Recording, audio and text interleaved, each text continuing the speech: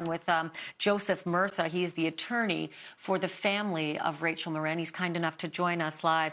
Mr. Murtha, thank you for being here. Obviously, the first question, the most important question, how is Rachel's family doing and her 5 children? Well, first, I want to thank you for allowing us to speak on behalf of Rachel's family, and particularly to a national audience, as you've indicated. They're grieving. They have had an incredible loss. Rachel was a very dedicated mother, a dedicated daughter, sister, and very involved in everyone's life. And so they're struggling at this point.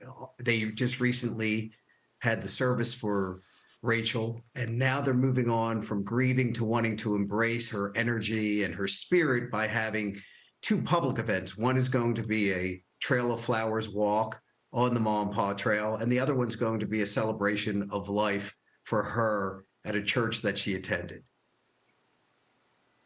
Right, and that's this weekend. We'll make note of that as well a little later in the program. What was their reaction to this news that the DNA strike on Rachel's crime scene matched a crime scene in Los Angeles where a young girl was assaulted in this home invasion we're showing on the screen again? It gives them hope. The fact that there's evidence, scientific evidence that can be pursued, and particularly the thing that really brings them hope is that with a national audience, just like we have tonight, that there is somebody out there that knows this person. And they're asking that share the information who it is, have some humanity, recognize that this loss has caused incredible pain to lots of people, and tell someone who that person is. There's been a lot of discrepancy in reporting on this crime. There was a witness who said he was part of the search party that found Rachel, and he described the scene as quite dire, that she was completely naked and that she was beaten to a point where she was almost unrecognizable. And, you know, it's hard to get that clarified. Can I ask you if you know what the facts are and if that comports with the facts of this case? The family has stayed removed from the information that's being disseminated either on social media or even through law enforcement so that they can be supportive of one another and particularly of Rachel's children. So they have avoided the specifics at this time because they're really focused on how are we going to help one another, how are we going to help Rachel's children. Understand. Did they think that Rachel knew this person, or like the colonel, did they think this was a random attack? They believe what the colonel has indicated, that this was a random attack.